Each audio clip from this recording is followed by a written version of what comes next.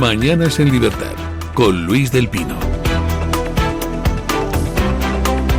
7:33 minutos, 6:33 en las Islas Canarias. Don Eric Gutiérrez. Muy buenos días. Qué fiasco. Ninguno hemos acertado en nuestra porra. Decía don Julio 2-0 a favor del Atleti, usted decía 2-1, yo decía 3-0. Pues al final 1-1. Pues cago casi, en la leche. Hay que decir, don Luis, que casi el 3-0 fue lo más justo, yo creo, porque el Atleti en la segunda parte fue claramente superior al equipo inglés. Tiene 3-4 ocasiones muy claras, pero que desgraciadamente no acaban en gol. Así que igual usted era el que mejor encaminado iba. Ojalá en la vuelta pueda ganar el Atlético. Nada, no me vale. Aquí en el fútbol es ganar y meter goles. Eso es cierto, don Luis. Pero bueno, no sí fue buen partido. Efectivamente, fue un buen partido, sí. Bueno, pues habrá que ganarle en su casa al Arsenal. ¿Qué le vamos a hacer? Vamos con las noticias de las 7:30. Víctor de Aldama ha desvelado en su declaración en el Tribunal Supremo que entregó alrededor de 1,8 millones de euros al PSOE en concepto de donación entre los años 2019 y 2020. Bueno, yo entendía al principio, creo que lo he explicado, que esto era que yo era el vehículo para hacer esta donación, porque se me iba a transferir el dinero y yo de alguna manera donaba de la manera que me dijeran al partido cómo se pudiera donar. No sé internamente los estatutos del partido, cómo se puede hacer eso. Cuando me dicen que es dinero en efectivo, obviamente entiendo que no va a ser así, a lo que pregunto, y Coldo me dice, no te preocupes, yo ya hago las asignaciones a quien se las tenga que hacer y serán bastantes personas para que hagan diferentes donaciones. Vamos, que hay una cosa muy sencilla, quiero decir, en el transcurso de entre el 2019 al 2020 yo he entregado casi más de 1.800.000 euros. Si miran las cuentas del partido y hay un pico de donaciones importante en esos meses, pues se podrá ver por dónde ha venido el dinero. El empresario también ha situado al presidente del gobierno, Pedro Sánchez, en lo más alto de la supuesta estructura corrupta. Se ha hablado mucho de jerarquías, que yo no voy a hablar de jerarquías, pero hay una cosa clara que viene del principio, que a mí me gustaría dejar clara. Si hay una jerarquía en este caso, y que yo obviamente estoy en la banda organizada criminal, el señor presidente del gobierno, Pedro Sánchez, está en el escalafón 1, el señor Ábalos es el escalafón 2, porque es el que daba y otorgaba, el señor Coldo García en el 3 y yo en el 4. Porque todo lo sabía el señor presidente, como a mí se me transmitía y como él mismo me transmitió el día del teatro, ¿vale? Y segundo, por cómo yo veía que Coldo trataba al presidente de Pedro y no de presidente. Pero no solamente por eso, que Coldo, cuando llamaba a alguien, la gente le cogía el teléfono, tanto ministros como asesores, no porque supieran que estaba detrás del señor Ábalos, porque había gente en el gobierno que al señor Ábalos le cayera bien y a otros que no. Era porque sabían que era una persona de Pedro Sánchez. Aldama ha concluido su larga declaración, que se ha prolongado cerca de 8 horas, mostrando su arrepentimiento por su conducta. Ha dicho, lo que he manifestado hoy es arrepentimiento. Si tuviera que volver a hacerlo, no lo habría hecho, ha dicho visiblemente emocionado, antes de insistir en que seguirá colaborando con la justicia en el resto de causas abiertas en la Audiencia Nacional, a unas sabiendas de que sus declaraciones le autoincriminan. Bueno. Pues la verdad es que la declaración de Aldama ha superado las expectativas.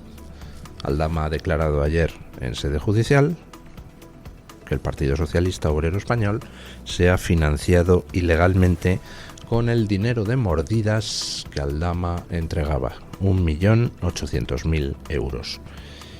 Y Aldama ha declarado que Sánchez era el jefe de la trama. Además ha utilizado algún argumento que yo en alguna ocasión he utilizado también aquí, que es que, vamos a ver, cuando un Ángel Víctor Torres, todo un presidente de comunidad autónoma en Canarias, se le cuadra a Coldo y le escribe humildemente, perdona, y se ha retrasado el pago, ¿lo hace porque fuera Coldo? Evidentemente no, Coldo no era nadie. ¿Lo hace porque fuera Ábalos? Lo hace porque era Sánchez. Coldo era Sánchez, era hombre de Sánchez. Ábalos llega tardíamente al grupo. Sánchez conoce a Coldo desde antes de trabajar con Ábalos. Desde 2014, que publica aquel artículo famoso, El último Izcolari, donde ponía a Coldo por las nubes.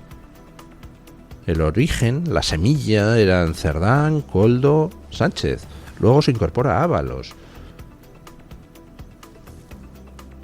Bueno, pues ya tenemos una declaración en sede judicial de que ha habido financiación ilegal del partido y de que Sánchez era el jefe de toda la trama.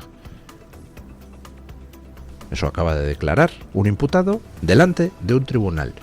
Así que me supongo que se abrirá, vamos, que se incorporarán estas declaraciones a la causa que investiga la posible financiación ilegal del Partido Socialista, que ya me he perdido, ya no sé si es en la Audiencia Nacional o en el Tribunal Supremo donde se lleva esa subcausa.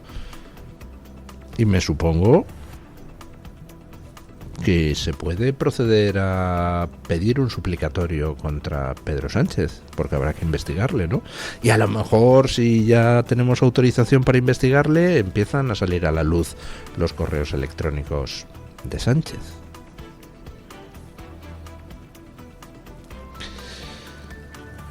Bueno, pues a esperar acontecimientos. ¿En qué país europeo podría seguir un minuto más en el cargo un presidente del gobierno después de que delante de un tribunal un acusado de corrupción pues diga que él estuvo financiando al partido con 1.800.000 euros procedentes de contratos corruptos?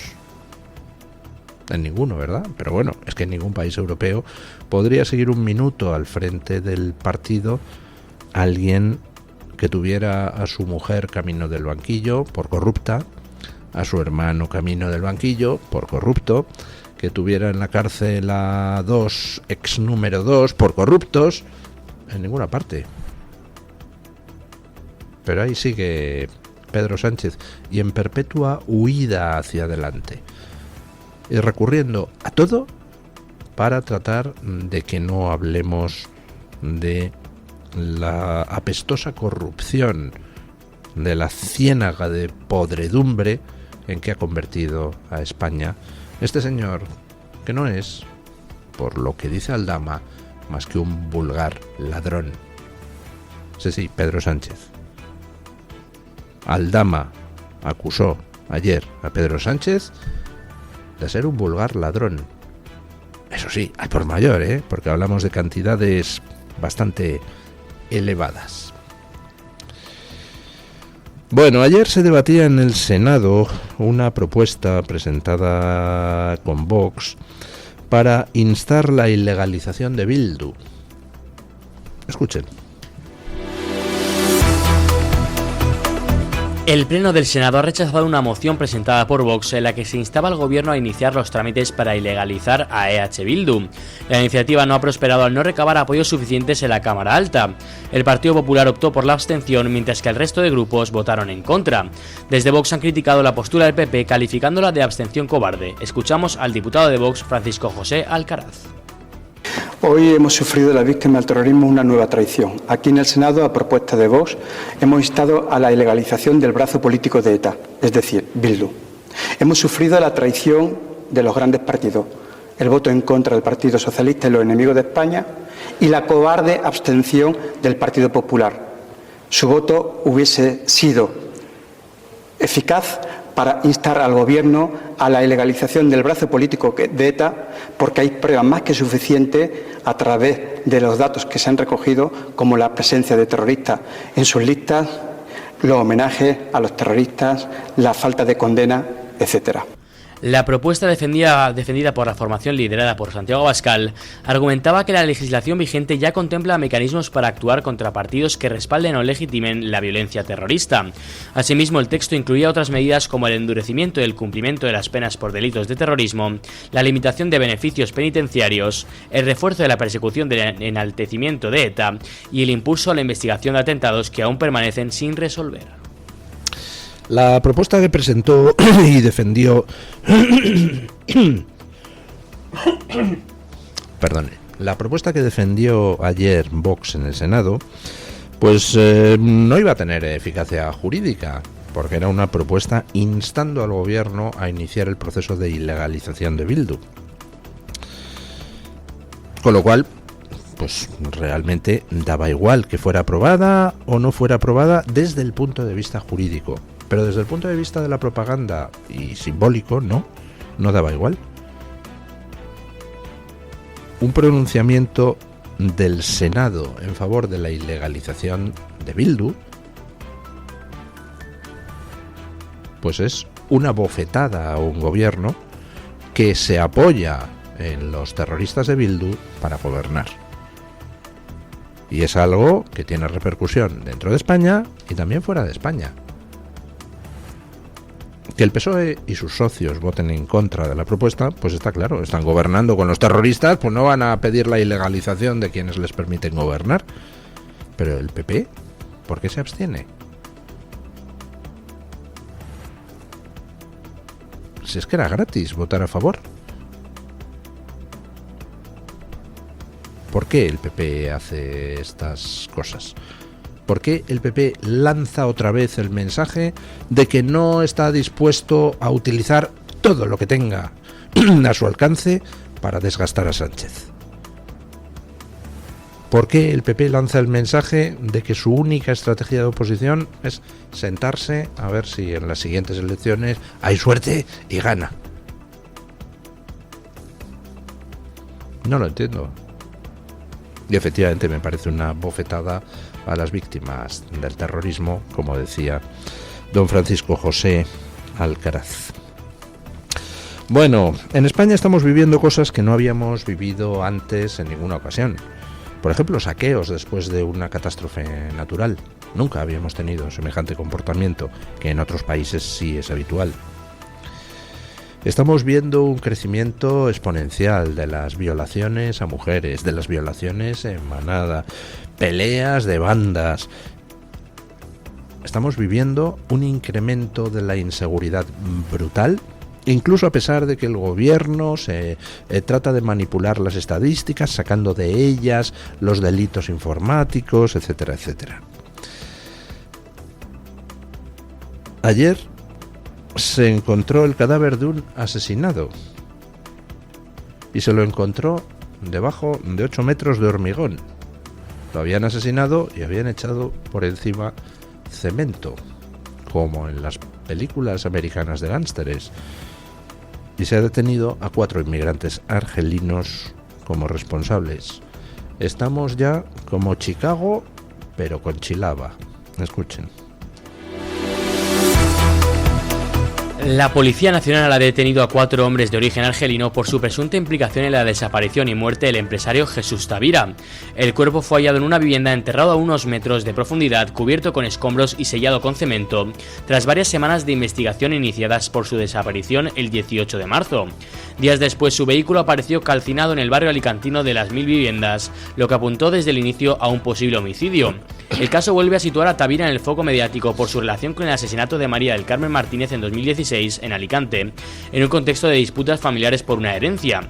En aquella investigación, Tavira afirmó haber visto 2 individuos argelinos merodeando por la zona poco antes del crimen. Bueno, pues tenemos que desaparece alguien cuyo testimonio parece que era fundamental para tratar de esclarecer un crimen anterior, y no tenemos claro si estos 4 argelinos que han matado al empresario pues han actuado para tratar de proteger su implicación o la de alguien conocido en el crimen anterior, o si son asesinos de encargo. En cualquier caso, lo que sí está claro es que la policía ha hecho una excelente labor de investigación que ha permitido llegar a localizar el cadáver. Como decía, están pasando cosas en España que hasta hace nada no sucedían. Y no sé ustedes, pero yo estoy hasta más arriba de los pelos. Yo quiero vivir como vivía antes en España, como un país pues de los más seguros del mundo y donde determinado tipo de delitos simplemente no existía. Bueno, ayer en Londres, atentado antisemita, 2 judíos apuñalados por un sujeto al parecer perteneciente a una célula terrorista iraní. Se ha registrado un ataque antisemita en Londres que ha dejado 2 hombres judíos apuñalados en el barrio de Golders Green. El gobierno de Israel ha advertido de que los incidentes antisemitas están fuera de control en el Reino Unido. El Ministerio de Asuntos Exteriores israelí señaló que las declaraciones del primer ministro Keir Starmer no sustituyen la necesidad de abordar las raíces del antisemitismo. Las víctimas de 76 y 34 años fueron atacadas cerca de una sinagoga mientras caminaban. Ambas fueron trasladadas al hospital y se encuentran estables. Imágenes del suceso muestran a un hombre judío huyendo y pidiendo ayuda, mientras que la segunda víctima fue apuñalada poco después en una parada de autobús. El sospechoso de 45 años y nacionalidad británica, pero nacido en Somalia, fue retenido por miembros del grupo de seguridad comunitaria Somrim y posteriormente detenido por la policía metropolitana, que llegó a emplear una pistola Taser ante la sospecha de que pudiera portar un artefacto explosivo. Bueno, ya dijimos cuando comenzó la guerra de Irán que no se podía descartar el que Irán recurriera a pues una de las armas que tiene, que es el terrorismo. No en vano ha estado Irán patrocinando el terrorismo durante 47 años, los que lleva en el poder el régimen de los ayatolás.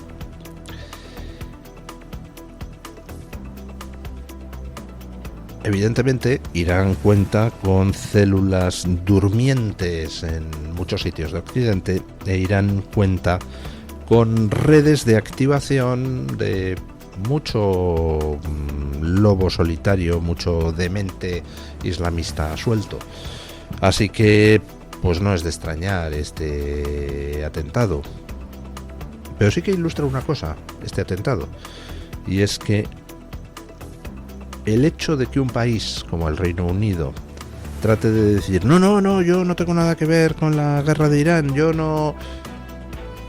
Lejos de alejar de él la amenaza de atentados terroristas, lo que hace es atraerla. Por un motivo. Porque los terroristas tratan de obtener la máxima ganancia posible con sus acciones. ¿Y cuándo se puede obtener la máxima ganancia posible? Pues cuando atentas en un país que sabes que es bizcochable, que sabes que reaccionará a los atentados en lugar de revolviéndose contra los que los cometen, tratando de alejarse todavía más de las víctimas, en este caso de los judíos, de Israel, de Estados Unidos. Una pregunta. ¿Deberíamos pedir cuentas a todos los que utilizan retórica antisemita de continuo? Dado que son los que prestan la cobertura ideológica para este tipo de acciones. Bueno, ya saben ustedes que ha habido elecciones en Hungría, donde Péter Magyar ha obtenido pues 2/3 de los escaños. Todavía no ha tomado posesión Péter Magyar, no lo hace hasta el 9 de mayo, en que será elegido primer ministro cuando se constituya el Parlamento. Pero la jefa de Péter Magyar, es decir, Ursula von der Leyen, tiene prisa. Así que ayer se reunieron Magyar y von der Leyen en Bruselas para debatir cómo implementar rápidamente medidas en Hungría a cambio de que Bruselas levante el bloqueo de 17.000 millones de euros que tiene en subvenciones y fondos para Hungría. Escuchen. Ursula von der Leyen ha recibido en Bruselas a Péter Magyar aún sin haber tomado posesión en un intento por desbloquear los 17.000 millones de euros de fondos europeos asignados a Hungría que permanecen congelados. La Unión Europea quiere acelerar los tiempos ante lo que percibe como un giro más europeísta en el país tras 16 años. Una urgencia que comparte el propio presidente electo, quien ha asegurado que no hay tiempo que perder y confía en que este primer encuentro, aunque de carácter informal, permita avanzar hacia un acuerdo sólido. De los fondos retenidos, unos 10.000 millones corresponden al programa pospandemia y deben ser desembolsados antes de agosto. Aunque la Comisión Europea mantiene discreción sobre el contenido de la reunión, este tipo de contactos no es habitual en Bruselas, donde lo normal es esperar a que el nuevo gobierno esté al menos en funciones antes de iniciar negociaciones formales. Este tipo de contactos no es que no sea normal, es que es anormal. El gobierno húngaro sigue siendo el que era. Y hasta después del 9 de mayo no habrá un nuevo gobierno húngaro. Pero no han podido ni esperar una semana y quieren ya a ver cómo pueden cambiar en Hungría las cosas y que Hungría trague con toda la ideología woke que le demanda Bruselas y trague con todas las cuotas migratorias, etcétera, etcétera, etcétera. Bueno, pues eso es lo que tenemos en Bruselas. Tenemos una élite autonombrada que se dedica a amenazar a los países que no tragan con la ideología progre, se dedica a chantajear a los países que no tragan con la ideología progre y se dedica a tratar de reventar los gobiernos que no tragan con la ideología progre, reventar los gobiernos para tratar de poner a un mayordomo adecuadamente dócil. Parece que lo consiguieron en Polonia con Donald Tusk, le liberaron a Polonia 170.000 millones de euros y después los polacos dijeron pues no.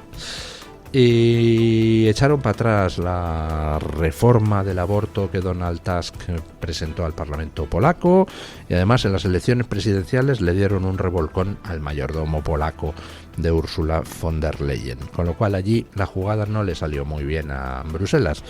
Ahora en Hungría, pues vamos a ver cómo le sale. Vamos a ver qué cosas le obligan a implementar a Péter Magyar. Y vamos a ver qué cosas hace el nuevo gobierno húngaro en cuanto tome posesión.